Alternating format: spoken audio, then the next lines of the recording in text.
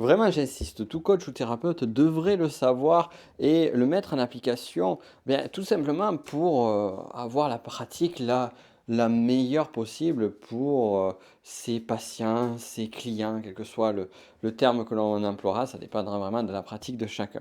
De quoi est-ce qu'il en retourne? De quoi est-ce que Nico est en train de parler? Eh bien, c'est ce que nous allons découvrir sur ce podcast, sur lequel je te souhaite la bienvenue, connaissance de soi et sur lequel on va parler vraiment spécifiquement de tout ce qui est lié au coaching et à la thérapie, à cet univers et bien comprendre en fait quel est l'enjeu, quels sont les enjeux qui sont cachés derrière.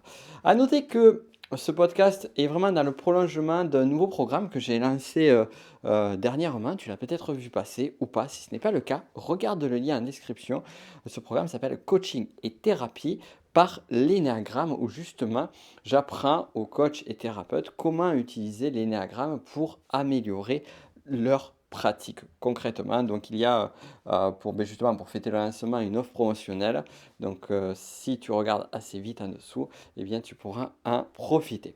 Allez, maintenant on va rentrer sur le sujet en particulier et l'enjeu et le contexte des coachs et thérapeutes. Alors, le gros sujet, on va dire vraiment la grosse difficulté que vont rencontrer généralement des coachs et des thérapeutes sur leur pratique, c'est finalement la diversité, j'ai envie de dire, des patients, clients, des personnes qui vont venir les consulter. Et cette diversité, qu'est-ce qu'elle dit? Elle dit tout d'abord diversité de sujets. C'est-à-dire que si par exemple je fais un coaching pour entrepreneurs, eh bien les personnes qui vont venir à moi n'auront pas forcément le même projet en amont. Exemple, je peux très bien avoir un entrepreneur qui est un peu avancé et avoir quelqu'un qui est juste sur une idée de création d'entreprise. Et comme tous les deux voient la même expertise en moi en tant que coach, ils vont me solliciter pour le même sujet, enfin pour leur sujet à eux. Et donc, là déjà, on voit une adaptabilité entre finalement deux niveaux de compétences, deux niveaux d'expertise, de thématiques qui sont bien différentes. C'est pas pareil de créer une entreprise que de la développer. Maintenant, si on en vient sur d'autres approches, d'autres pratiques, comme par exemple une thérapie florale avec les fleurs de bac, eh bien, on va avoir deux patients qui vont venir me voir, par exemple, pour un soin, un fleur de bac, et l'un d'entre eux vient te voir parce que, eh bien, justement, cette personne est sujet à une très forte anxiété et souhaite trouver un moyen de gérer ça, d'autant que cette personne a constaté depuis quelque temps que cette anxiété s'est développée beaucoup plus fortement. Et à côté de ça, tu vas avoir une autre personne qui va venir te voir parce que justement, en ce moment, eh bien, il y a beaucoup de frustration, il y a beaucoup de conflits dans sa vie et justement, elle a une forme de colère qui est présente à elle qu'elle n'arrive pas à gérer et toujours vivre avec des situations conflictuelles. Alors là, ici, je suis allé un petit peu plus loin, on va dire, sur l'examen des fleurs de bac. Je suis allé un petit peu plus loin que le sujet en particulier puisque j'ai également parlé un petit peu de l'axe par lequel va l'aborder finalement personne, le professionnel qui va prodiguer les fleurs de bac. Donc déjà, si on travaille sur de l'anxiété, on ne va pas travailler de la même façon que si on travaille sur du ressentiment et de la colère. Donc ici, tout professionnel doit avoir cette capacité d'adaptabilité selon chaque situation. Et d'ailleurs, pour reprendre l'anecdote des fleurs de bac, j'avais lu il y a quelques années en arrière une étude scientifique complètement à côté de la plaque, on peut le dire, qui disait que les fleurs de bac, ça ne marchait pas. Et d'ailleurs, c'est intéressant, on va le réutiliser ce sujet-là. Et en fait, quand on connaissait les fleurs de bac et quand on lisait le contexte, en fait, ce qu'ils avaient fait, c'est qu'ils avaient juste prodigué le même type de fleurs de bac, qui est le rescue, qui est vraiment, on va dire, un dosage bien particulier, et prodiguer le rescue à des personnes, à des étudiants qui devaient passer un examen et voir finalement si ceux qui prenaient le rescue ou prenaient le placebo, eh bien, il y avait une différence sur ceci. Et de là, donc, la conclusion classique du type d'expérimentation avec un préjugé très sceptique en amont, très, on va dire matérialiste sceptique en amont, donc le scepticisme est quelque chose de très bon, tu sais comme moi, mais c'est plus on va dire le terminologie qu'on applique à ce type de personnes-là. On dit ben ça ne fonctionne pas.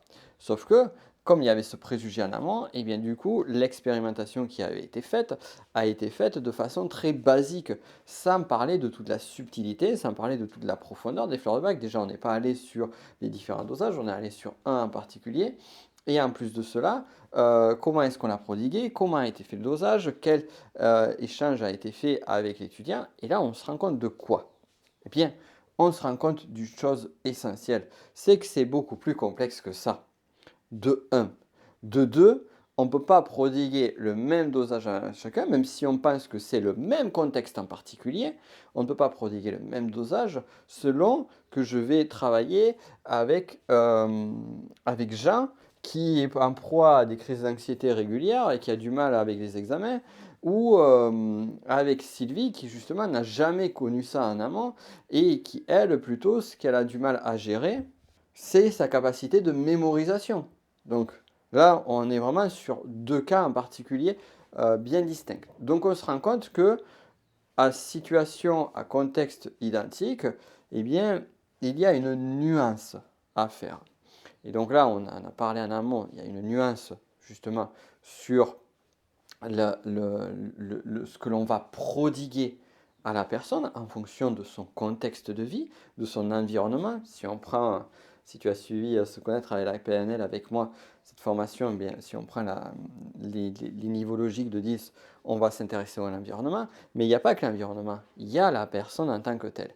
Et c'est là où finalement j'en viens à ce sujet fondamental, ce sujet clé, que tout coach ou thérapeute doit prendre en considération pour justement donner une bonne pratique. Et crois-moi que si je dis ça, c'est parce que justement, eh bien, c'est un sujet sur lequel c'est pas juste de le savoir et de le faire, de savoir que c'est là et de le prendre en considération qui est suffisant. Non, il y a bien plus que cela derrière qui est en jeu. Je vais y venir, c'est justement prendre en considération l'unicité, la spécificité, la particularité de chaque individu. Tu ne peux pas te comporter de la même façon avec Jean, crise d'angoisse, qui va passer un examen, et Sylvie, me semble-t-il que je l'avais appelée Sylvie, problème de mémoire avec un examen. Ça, c'est un premier point clé. Ok, d'accord, pour les fleurs de bac. Mais ça marche pour absolument tout. Si on reprend le coach qui va, par exemple, avoir deux personnes qui veulent créer leur entreprise. Un coach spécialiste en création d'entreprise. Voilà.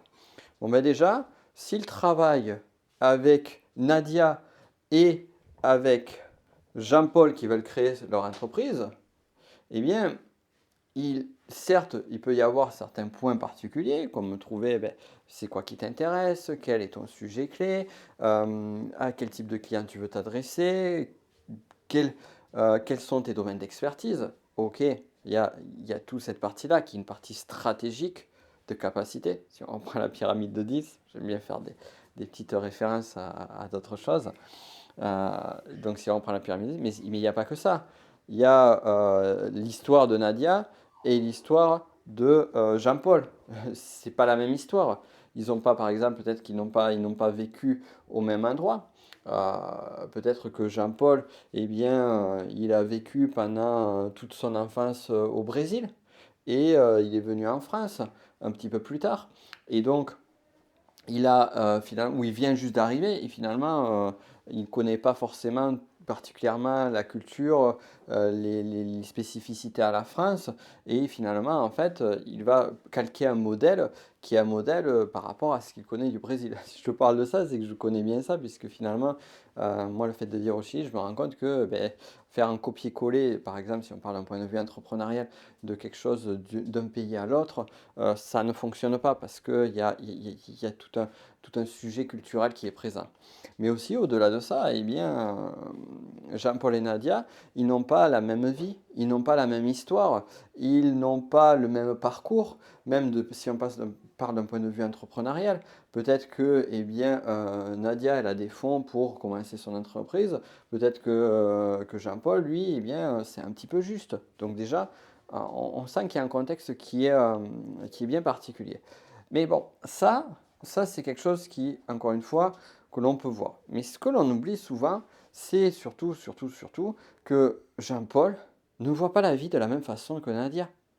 Et pourquoi il ne voit pas la vie de la même façon? Ben, parce qu'il n'a pas la même histoire, ça on l'a déjà dit, mais qu'il n'a pas la même personnalité. Et là, donc, on en vient à la psychologie de la personnalité. Et là, on en vient au cœur du sujet. Si mon Jean-Paul, qui est un type 7 énéagramme, qui est un petit peu, qui a toujours plein d'idées, qui a beaucoup également, qui a beaucoup changé de lieu, qui a testé plein de choses, eh bien, va se lancer sur quelque chose, eh bien, je sais que si par exemple il a un type 7 énéagramme, il y a de grandes chances pour que ben, la constance soit un sujet, une difficulté pour lui. Et en même temps, il va avoir une créativité énorme et une tendance peut-être à planifier et à surévaluer les possibilités de ce qu'il va faire. Donc voilà. De l'autre côté, Nadia, ben, si elle est type 4 énéagramme par exemple, eh bien sa relation à l'entrepreneuriat, c'est pas la même. Peut-être qu'elle, ben, justement, elle a envie de faire quelque chose qui lui tient à cœur, qui est vraiment en lien avec son authenticité. Elle sera pas capable, elle ne voudra pas faire des choses qui vont à l'encontre de ce qu'elle est, clairement. De même, la latence à l'action pourra être beaucoup, et sera généralement beaucoup plus longue, demandera beaucoup plus de, de temps pour Nadia que pour Jean-Paul. Et parce que Nadia, elle a besoin de le faire avec son ressenti. Quand c'est bon, alors que Jean-Paul sera beaucoup plus fougueux. Et là, on se rend compte de quoi? C'est que l'énéagramme, en tant que tel, nous dit des choses très intéressantes et une finesse, il nous apporte une finesse sur comment on va prodiguer le type de coaching. Alors, j'ai parlé du coaching ici, on peut parler de la même chose en thérapie. Si je reprends l'exemple des fleurs de bac, que face à moi, j'ai une personne qui est très mentale. Une personne, on pourrait imaginer un type 5 énéagramme qui est très en rétation de son monde émotionnel. Et en même temps, je sais qu'il y a ce monde, ce monde émotionnel qui est très fort à l'intérieur de lui et qui justement est un peu contenu. Et de l'autre côté, eh bien, j'ai Charline, qui est un type 2 énéagramme, pour qui, ben, justement, l'émotionnel, ça va, ça vient. Ça peut être parfois assez intense, par exemple, des tristesses intenses, des colères intenses. Donc, on peut trouver cette forme de, de rapport avec les émotions, et tout particulièrement peut-être avec certaines d'entre elles. Et donc là, c'est ça qui est intéressant aussi. D'ailleurs, c'est pas parce qu'elle est type 2 que c'est comme ça, c'est parce qu'elle est type 2, elle a déjà un mode de fonctionnement en particulier, mais une autre personne en type 2 aura un mode de fonctionnement qui pourrait être un peu différent. Mais en même temps qu'on est sur la même famille, on va retrouver des patterns, on va retrouver des modes de fonctionnement, on va retrouver des particularités qui vont être communes au type. Et donc, en fonction de cela, eh bien, lorsque je vais faire prodiguer ma thérapie florale à ces deux personnes-là, à même contexte donné, voire même à peut-être même âge donné, même milieu socio-économique, culturel identique, eh bien, ça va être deux situations différentes. Il suffit de regarder un truc tout simple, hein. Tu regardes dans une fratrie, si toi tu as eu des frères ou des sœurs, tu regardes dans une fratrie, les caractères sont très différents. Et pourtant, on va dire je dirais le patrimoine historique et généalogique est le même à la base. Voire même on pourrait parler du patrimoine génétique qui est quand même très proche. Et là, on se rend compte déjà que rien que dans une fratrie, bah, ça peut être un énorme grand écart. Euh, donc, si on prend cette sensibilité-là, eh bien, on se rend compte que finalement, on- à chaque fois, il y a une nécessité de s'adapter, de trouver de la finesse. Et je ne vais pas te donner une, te révéler une vérité inconnue, mais l'être humain est complexe. Et ce qui est génial, et c'est pour ça moi que je les aime, ces modèles que sont les néagrammes, on va pas citer que lui, la spirale dynamique, l'utilisation de la pyramide de Robert Dills, les niveaux logiques, en d'autres termes, la pyramide de Maslow, et bien d'autres encore, les métaprogrammes en PNL, les fonctions cognitives de Jung, que l'on peut voir après sur le MBTI, et bien tout cela va permettre de donner une forme de finesse, va permettre de pouvoir matcher au mieux, de pouvoir s'adapter au mieux à la personne. Et donc, tu vois, vraiment, la clé à garder en tête, c'est aussi, et elle vient avec une vertu, comme on pourrait utiliser ce mot qui vient plutôt du Moyen Âge, qui est plutôt moyenâgeux. Euh, Tout cela vient également avec une vertu bien particulière, qui est que, eh bien, on peut se dire, ouais, mais je sais que chacun est différent, je vois que Maurice, il est pas pareil que Daniela, en tout cas, à chaque fois que je les ai sur mes séances de thérapie, ok, peut-être, ça c'est sûr, c'est certain qu'on en a conscience de ça. Mais quel est ton degré de finesse, quel est ton degré de lecture de Maurice et quel est ton degré de lecture de Daniela? Et je suis prêt à parier que ton degré de lecture, même si tu as fait pas mal de travail, d'études et de connaissances sur la part psychologique, eh bien, il sera forcément limité. Et plus encore, c'est ça qui est fou, c'est qu'en plus, nos degrés de lecture, ils vont être biaisés par notre propre type de personnalité, par notre propre être. C'est-à-dire que une personne qui est un coach ou un thérapeute qui a un type 9 énéagramme, il ne va pas forcément voir les mêmes choses qu'un coach thérapeute qui est un type 6 énéagramme. Ben, en fait, pourquoi? Parce que chacun va avoir sa vision du monde, va avoir sa paire de lunettes bien particulière. Et ça ne veut pas dire que l'un va voir plus de choses que l'autre. C'est juste qu'ils vont voir, ils vont poser leur regard sur, on va dire, l'un va poser un regard sur la physionomie sur la personne de face et l'autre va poser son regard sur la personne de profil. Et forcément, lorsqu'on regarde une personne de profil et une personne de face, eh bien, on ne voit pas tout à fait la même chose. On voit le général, on arrive à apercevoir finalement la physionomie de la personne, mais il y a des choses qui vont nous échapper. Et ça, typiquement, eh bien, c'est la prise en considération de notre type de personnalité et comment il va jouer sur notre façon de voir l'autre. Donc ça, c'est vraiment des points, je l'explique plus en détail sur coaching et thérapie par l'énéagramme, dont je t'ai parlé juste en amont et dont tu as le lien dessous. Donc il y a soi et il y a, donc comme tu l'as compris, là pareil, j'en parle aussi dans le programme, il y a l'autre, comment fonctionne l'autre. Et donc ici, j'en viens à cette vertu que je t'ai citée en amont sans la nommer, c'est l'humilité. L'humilité du mot humus qui veut dire la terre, qui veut dire le retour à la terre. Et faire preuve de cette humilité, de ce retour justement à la terre, c'est bien aussi parce que c'est intéressant, ça pourrait nous parler du retour au concret, retour à ce qu'il y a, et non pas à ce que j'imagine, à ce que je crois être, à ce que de ma vision biaisée et égotique des choses, je peux imaginer, et aller se reconfronter finalement au concret des choses. Et le concret des choses, c'est se reconfronter au concret de la personnalité, de l'état d'être et de la personne qui vient me voir, du client patient qui vient me voir en coaching ou thérapie, et également me confronter au concret de ma personnalité, chose qui est beaucoup plus subtile. Mais vraiment, si tu pars dès le départ avec cette forme d'humilité, si tu gardes cette connaissance de ta méconnaissance de la psychologie de l'autre, et justement que tu cherches de façon progressive à nourrir ta pratique par la construction de la connaissance de l'autre, eh bien, ça va t'aider. Ça me fait penser à une petite anecdote également.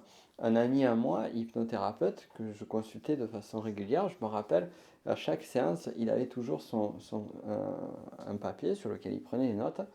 Et je me rappelle avoir vu qu'il marquait des petits points, sur le côté, des notes. Et parmi ces, enfin, des notes, des petites idées, des petits tilts qui lui venaient. Et, euh, et je sais que ces tilts qui lui venaient, c'était est-ce que cette personne, par exemple, type 3 énéagramme, type 3 point d'interrogation, tel truc, tel truc. Et donc, Ce qui est intéressant, c'est qu'à chaque fois que tu as une séance de coaching ou thérapie, il va y avoir des nouveaux éléments qui vont venir et qui vont enrichir ta connaissance de l'autre. Ça n'arrive pas souvent que tu es une personne et que dès la première séance de coaching ou thérapie, bam, tu es son type énéagramme d'entrée de jeu. Il y a besoin d'un certain temps. De même, il peut arriver avec certaines personnes, comme j'explique justement dans le programme coaching et thérapie par l'énéagramme, il peut arriver qu'il y ait des personnes sur lesquelles eh bien, tu fais toute ta série de séances, peut-être une dizaine de séances, et tu ne trouveras jamais son type énéagramme. Comment on fait alors dans cette situation-là? Est-ce que justement on doit abandonner l'énéagramme? Ou alors est-ce qu'on doit se résigner à se dire ah, finalement je peux comme je peux pas, ça va être une espèce de jeu aléatoire où je vais jeter la pièce en l'air et j'espère que je vais tomber sur face pour avoir le type énéagramme de la personne. Sinon, comment je vais m'en sortir? Ça, rassure-toi, parce que même en utilisant l'énéagramme, enfin, je dirais en utilisant l'énéagramme sans connaître le type énéagramme d'une personne, tu peux arriver à faire des accompagnements de qualité et hyper précis. Pourquoi? Parce que l'énéagramme, c'est pas juste ça. C'est pas juste le type de personnalité. Si on prend déjà le concept de base de l'énéagramme, qui sont la personnalité adaptée et la personnalité supérieure. Lorsque je sais que j'ai une personne qui vient me voir, que je vais communiquer avec ces deux parts, même si selon les grilles de lecture, on pourrait parler de plusieurs parts de l'être, mais à minima, c'est deux parts de l'être qui est la part qui va être liée à l'ego et à la psyché, et de l'autre, une autre part qui va être liée plutôt à sa personnalité supérieure, qu'on peut appeler l'essence, que certains appelleront l'âme ou autre, eh bien, je sais que ça va me donner des éléments précieux dans ma pratique. Le fait d'ailleurs de vouloir, à un moment donné, d'essayer de tendre de l'un vers l'autre, sans oublier l'un des deux. Ensuite, il y a les centres, les trois types d'intelligence, mentale, émotionnelle, instinctive. Ça ressort, ça. On peut le voir. Donc, à un moment donné, si je vois une prime dominance mentale, eh bien, je ne vais pas aborder la même chose avec mon patient client que si j'ai une prédominance émotionnelle ou instinctive. Autre point qui complète, qui amplifie, qui enrichit, je dirais, tout cela, c'est que l'énéagramme, c'est aussi les instincts primaires, les trois instinctifs, l'instinct sexuel, l'instinct social, l'instinct de survie. En fonction, déjà rien qu'en fonction de ma pratique, si je fais du coaching relationnel, du coaching amoureux, du coaching de couple, du coaching de séduction, eh bien l'instinct sexuel, l'instinct tête-à-tête, c'est celui qui est privilégié dans mon approche. Est-ce qu'il est présent? Et à quel degré chez l'autre? Si je fais euh, une forme justement d'accompagnement qui est plus orienté sur les finances et sur les économies, là typiquement on est plus sur de la survie. Et à quel point c'est présent? Si je travaille sur du management, là on a la partie sociale. À quel point elle est présente? Et, et ça va même également sur des formes de thérapie. Lorsque je vais faire du Reiki, lorsque je vais faire ou quelque autre soin énergétique, lorsque je vais faire du yoga ou autre, eh bien le simple fait de savoir un petit peu, de savoir ces points, mental, émotionnel, instinctif, peut-être les instinctifs aussi pourront m'apporter des éléments de réponse, des éléments complémentaires. Et on pourrait parler également des types d'énergie. Ça, c'est super intéressant aussi pour l'orientation. Par exemple, des profils qui vont être plutôt contemplatifs, d'autres qui vont être plutôt réactifs et d'autres qui vont être plutôt proactifs. Un profil proactif comme notre cher Jean-Paul, un type 7 énéagramme, ça ne va pas être le même fonctionnement qu'un un profil plutôt contemplatif comme le type 4 de Nadia.